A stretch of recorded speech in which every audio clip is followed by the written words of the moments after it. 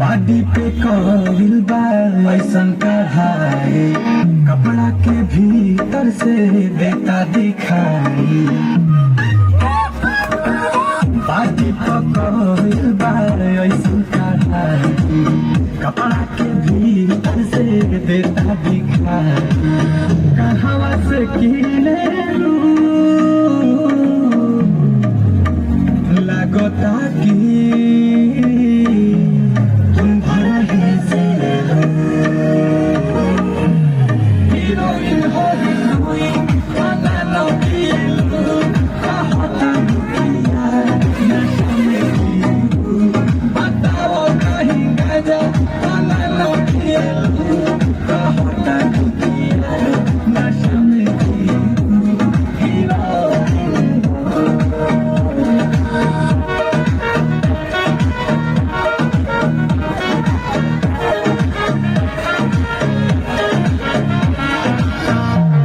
गुलाब जैसन खिलल बारू,